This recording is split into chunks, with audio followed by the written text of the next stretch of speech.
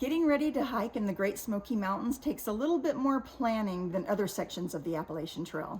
Permits are required and you must camp in your reserved location. There's no stealth camping and there's no dispersed camping anywhere in the Great Smoky Mountains. We are on the Tennessee side of Smoky Mountain National Park. We're going to the Sugarland Visitor Center, and the reason for that is that's where the backcountry office is, and you can call them and they'll help you plan your trip and take care of your questions. But we thought since we're here, we're gonna go talk to them and pick their brains and get all of our questions about water sources and elk and overnight parking and everything answered. In the backcountry office, they have this cute model of a bear cable, and you can go and get instructions on how to attach your bear bag to those cables. Those cables are located at every shelter location in the Smoky Mountains along the Appalachian Trail, and you are required to hang all odorous items on that bear cable line at any time that they're not in use. So we just got some information at the backcountry office at Sugarland's Visitor Center, and one of the questions that we asked was about water, because on the AT guide some places say that it's seasonal water source, and so we just wondered if they had any information. And in fact, it's so awesome because they have someone that's part of the staff at the national park that hikes both sections of the northbound and southbound sections of the trail, and she measures how long it takes to fill up a 1 liter water bottle, and so that can kind of gauge like how much water there is at that source. And so you can call the backcountry office and find out, yeah, she didn't get any water out, or it's flowing at this rate, and you should be good. So definitely utilize that backcountry office. They really want to help folks plan their trip to have a really successful one. The Appalachian Trail runs 72 miles through the Great Smoky Mountains, and it includes Cleman's Dome, which is the highest point of the entire Appalachian Trail. This poster hangs in the backcountry office and shows the 72-mile stretch of the Appalachian Trail that runs through the Smoky Mountains. To decide our route and our mileage for each day, we took into consideration a few things. We first thought about how many miles we were capable of doing each day, especially when carrying a heavy pack. So we considered every hiker's fitness level that would be in our group. We also considered what the elevation gain was in each direction, whether we wanted to go northbound or southbound. We eventually decided to break it up and start at Newfound Gap each way and go southbound first to Fontana Dam, and then begin again at Newfound Gap and go northward towards Davenport. So this is what we eventually decided to do right here.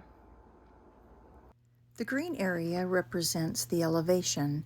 The photos show each of the shelters, and I added red hearts to represent where we would camp each night on the trail. Fontana Dam is the southern boundary of the Great Smoky Mountains. While we were there checking out the area, we discovered there was plenty of areas to park. The largest area was at the Visitor Center, which is just before you cross over the dam if you're headed northbound. I will share an entire video dedicated to the Fontana Dam area because we plan to spend our 0 day there to rest and resupply before we head north again to finish the second half of the Smokies. The yellow arrow represents the Newfound Gap parking lot, which is where we will begin our journey southward towards Fontana Dam. We kept our miles the first day at 4.9 because we will have traveled several hours that morning just to get to the trailhead. The second day, we kept our miles at 7.3 because it will include our climb to Cleman's Dome. This is the Newfound Gap parking lot, and you can park here overnight. They'll check to see if the description of the vehicle is on your permit, and you can get your permit at the backcountry office. And you can see to head south, there's the crosswalk to get to the trail, and the trail starts right there by that orange sign. It's if you were going southbound. If you're traveling northbound on the Appalachian Trail from Newfound Gap, the trail starts right here. There's a sign down there. People are taking selfies, and it goes into the woods there. After our 0 day at Fontana Dam, we will begin again at the yellow arrow, which represents Newfound Gap's parking lot. We will be 2 nights and 3 days on the trail, and we will finish at Davenport Gap. We showed the parking at Fontana Dam, which is the southern terminus of the Great Smoky Mountains, and also at Newfound Gap, which is somewhere close to the middle. But the parking at Davenport is a little sketchy. We've been told that it's not a great idea to park at the Davenport Gap area. There's been a lot of theft. Catalytic converters have been stolen from the vehicles. So the best place to park around the Davenport Gap area would be the Standing Bear Farm Hikers Hostel, and I will put a link to their website in the description below.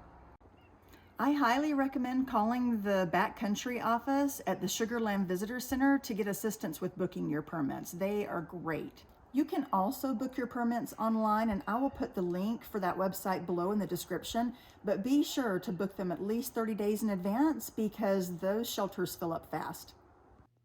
I hope this information has been helpful to you as you get ready to plan your next adventure in the Great Smoky Mountains National Park.